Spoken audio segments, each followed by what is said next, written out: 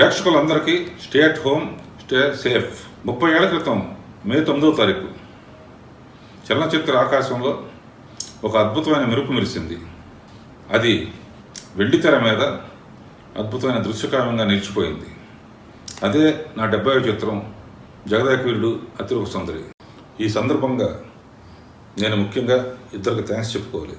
ఎందుకంటే నా 100 సినిమాల్లో 67, 68, 69 సినిమాలు సరిగ్గా ఆడలేదు. వరుస ఫెయిల్యూర్స్తో ఉన్న నేను ఈ పిక్చర్ చేయగలనా అని అందరూ అనుకుంటున్న టైంలో దత్ గారు, చిరంజీవి గారు ఏం మాట్లాడుకున్నారో తెలియదు, కానీ తర్వాత నాకు చెప్పారు, ఇలాంటి సబ్జెక్టుకి న్యాయం చేయాలంటే రాఘవేంద్రరావు తప్ప ఇంకెవరూ న్యాయం చేయలేరని వాళ్ళు డిసైడ్ చేసుకున్నారని. అందుకు మరీ వాళ్ళిద్దరికీ థ్యాంక్స్ చెప్తున్నాను. ఆ టైంలో అశ్విని దత్ గారు నన్ను పిలిచి శ్రీనివాస్ చక్రవర్తి అనే రైటర్ నుంచి తిరుపతి పంపించారు. స్వామివారి సన్నిధిలో ఆ కథ లైన్ వినిపించాడు. అద్భుతం అనిపించింది. వెంటనే తిరిగి వచ్చి మిగతా రైటర్స్ అందరినీ కూర్చోబెట్టి జంజాల్ గారిని, ఎండమూరి వీరేంద్రనాథ్ గారిని, సత్యమూర్తి గారిని, క్రేజీ మోహన్ని అందరినీ కూర్చోబెట్టి కథ తయారు చేయటం మొదలుపెట్టాం. ఈ సినిమాకి ఏ ఇద్దరు లేకపోయినా కూడా ఎంత విజయం సాధించేది కాదు. For example, master of music Ilaiyaraaja గారు, సాహిత్యంలో ఆయనే సాటి వేటూరు గారు, వాళ్ళిద్దరు లేకపోతే ఎంత అద్భుతమైన మ్యూజిక్ వచ్చేది కాదు. ఫోటోగ్రఫీ విన్సెంట్ గారు, ప్రకాష్. విన్సెంట్ గారు చేసిన మాయాజాలం ముందు చెప్తాను. అలాగే Janjala Srinivas Chakravarthi, Satyamurthy, Yandamuri Veerendranath, Vijendra Prasad, crazy Mohan, dance master Sundaram garu, art director Charan గారు, అలాగే ఫైట్ మాస్టర్ విజయన్, మినియేచర్స్ చేసిన సాబు సీరియల్, వీళ్ళందరి కృషే ఇంత అద్భుతమైన విజయానికి కారణం అన్నమాట. ఆ సినిమా షూటింగ్ సమయంలో ఎన్నో మధుర స్మృతులు అన్నమాట. ఫర్ ఎగ్జాంపుల్, దేవత భూలోకానికి వచ్చినప్పుడు అందాలలో అహో మహోదయం పాట, అప్పుడు ఆ పాటకి షూట్ చేయడానికి అద్భుతంగా చరణ్ గారు హిమాలయాస్ని వాణి స్టూడియో ఫ్లోర్లోకి తింపారు. అద్భుతమైన లైటింగ్తో విన్సెంట్ గారు హిమాలయాల్లోనే జరిగినట్టు చూపించారు. ఇక ఇళయరాజా గారి మ్యూజిక్ గురించి చెప్పేది ఉంది. అందరిలో మహోదయం నిజంగా దేవకన్య దిగితే ఎలా ఉంటుందో అలా పాట సాగింది. ఆ పాటని తీయటానికి 10 రోజులు పట్టింది. ప్రజలందరూ కేరెత్తులు కొట్టి విజిల్స్ చేసి డబ్బులు వేసిన పాట అబ్బని తీయని దెబ్బ. ఆ పాట కేవలం 2 రోజుల్లోనే తీసాం. ఆ పాటకి సుందర మాస్టర్ గారు బిజీగా ఉంటే ప్రభుదేవ కంప్లీట్ చేసామాట. అలా ప్రభుదేవ ఎంట్రీకి కూడా ఆ పిక్చర్ కారణమైంది. ఈ పిక్చర్ షూటింగ్ పూర్తయ్యాక డబుల్ పాజిటివ్ వచ్చింది. ఇళయరాజా గారు బ్యాక్గ్రౌండ్ స్కోర్ చేయాలి. చేసే ముందు మ్యూజిక్ డైరెక్టర్గా ఆయన చూసి ఒక అద్భుతమైన కాంప్లిమెంట్ ఇచ్చాడు. అది నా జీవితంలో మర్చిపోలేని కాంప్లిమెంట్. ఏంటంటే, నాకేమో ఆయన ఏమంటారో అన్న టెన్షన్లో ఉన్నాను.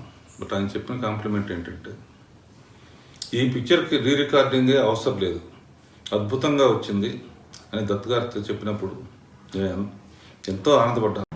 గ్రాఫిక్స్ లేకుండా విన్సెంట్ గారు చేసిన మాయాజాలం గురించి ఒకసారి చెప్పుకుందాం. ఉంగరం దొరికిన తర్వాత ఇంద్రజ మళ్ళీ దేవలోకానికి వెళ్ళిపోవడానికి ఆ ఇంటి రూఫ్ తలుపులు 2 తెరుచుకుని అలా పైకి వెళ్ళిపోవటం, ఆకాశంలో నక్షత్రాలు కనపడటం, ఒక్క గ్రాఫిక్ షాట్ లేకుండా డైరెక్ట్గా మినియేచర్లో తీశారు ఆయన. చావు లేకుండా దేవతగా బతకడం కన్నా ఒక జన్మ ఒక మంచి మనిషితో జీవిస్తమే గొప్ప అనుకుని ఇక్కడ ఉండటానికి సెటిల్ అయినప్పుడు, ఉన్న ఉంగరం సముద్రంలోకి విసిరేసినప్పుడు ఆ చేప నోట్లోకి ఉంగరం వెళ్ళే షాట్ కూడా ఒరిజినల్గా విన్సెంట్ గారే దగ్గరుండి తీశారు. ఈ వినటానికి ఆశ్చర్యంగా ఉంటుంది కదా మీకు. ఇలా ఎన్నో మధురమైన జ్ఞాపకాలు తలుచుకుంటే కూడా ఎంతో ఆనందంగా ఉంది నాకు. ఇంకో మర్చిపోలేని అనుభూతి ఏంటంటే, నాకు దుబాయ్లో IIFA life time achievement award Jagadeka Veerudu Athiloka Sundari అయిన చిరంజీవి గారు, శ్రీదేవి ద్వారా అవార్డు పుచ్చుకోవటం ఆ రోజు నాకు ఎంతో ఆనందాన్ని ఇచ్చింది. దత్తు గారు మేమందరం రిలీజ్ అయిన తర్వాత ఆంధ్రాలో అన్ని థియేటర్స్కి వెళ్ళాం. ముఖ్యంగా కొన్ని థియేటర్స్లో అయితే ఆడియన్స్ సినిమా ఎలా ఉందని అడిగినప్పుడు విచిత్రమైన సమాధానం చెప్పేవారు. గూడెం దగ్గర ఒక వ్యక్తి ఏమన్నాడంటే, ఈ సినిమా తప్పకుండా ప్రతివాడు 3 సార్లు చూడాలన్నాడు. 3 సార్లు ఎందుకు అంటే, సాంగ్స్లో ఒకసారి చిరంజీవి ఏం చేస్తున్నాడో చూడటానికి, ఒకసారి శ్రీదేవి ఏం చేస్తుందో అని చూడటానికి, ఒకసారి ఇద్దరు కలిసి ఎలా చేస్తానని చూడటానికి. ఈ కామెంట్ మటుకు నాకు చాలా విచిత్రంగా అనిపిస్తుంది. ఆ తర్వాత ఆ దృష్టితో సినిమా చూసినప్పుడు, ఆ పాట చూసినప్పుడు ఎవరికాళ్ళు ఒకళ్ళ మీద ఒకళ్ళు పోటీపడి నటించారనిపించింది. ఫైనల్గా ఈ సినిమా హైలైట్స్ ఏంటంటే, చిరంజీవి శ్రీదేవి అభినయం, అమరీష్ పూరి నటన, చిన్నపిల్లల ముద్దు ముద్దు మాటలు. పర్టికులర్గా శ్రీదేవి విషయంకి వస్తే, నేను అసిస్టెంట్ డైరెక్టర్గా ఉన్నప్పుడు ఆ అమ్మాయిని చైల్డ్ ఆర్టిస్ట్గా ఎత్తుకుని షూటింగ్లో తిరిగేవాడిని. అలాగే ఆ అమ్మాయి తీసిన ఆఖరి సినిమా మామ్, దాని ఆడియో ఫంక్షన్లో మనం 24 సినిమాలు చేసాం, 25 సినిమా చేయాలని ఇద్దరం అనుకున్నాం. కానీ ఈ లోపలే శ్రీదేవి మనకు దూరమైంది. ఆమె ఎంత దూరమైనా కూడా మన మధ్య ఉన్నట్టు భావిస్తున్నాం. భగవంతుడు ఆమె ఆత్మకు శాంతి చేకూర్చాలని ప్రార్థిస్తున్నాను. ఈ సందర్భంగా ఆ సినిమాలో పనిచేసిన నటీనటులకి, సాంకేతిక నిపుణులకి, మిగతా సిబ్బందికి నా ధన్యవాదాలు. అంతేకాకుండా నా కెరీర్లో చిరంజీవి గారితో 14 సినిమాలు,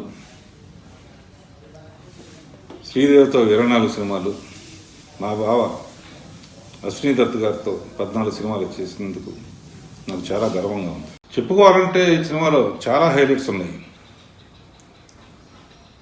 ఇళరాజు గారి మ్యూజిక్, వేటూరు గారి పాటలు, జంజాల మాటలు, మానవ, తింగరబుచ్చి అంటూ, సుందరం మాస్టర్ కోరియోగ్రఫీ, విజయన్ మాస్టర్ అద్భుతమైన ఫైట్స్, విన్సెంట్ గారి ఫోటోగ్రఫీ, చరణ్ గారి సెట్టింగ్స్, ఇలా ఎన్నో హైలైట్స్తో 1 సంవత్సరం పాటు ఆడిన జగదేకుడు అతిలోక సుందర సినిమాను ఆదరించిన డిస్ట్రిబ్యూటర్లకి, థియేటర్ యాజమాన్యానికి, ప్రేక్షకులందరికీ నా నమస్కారం.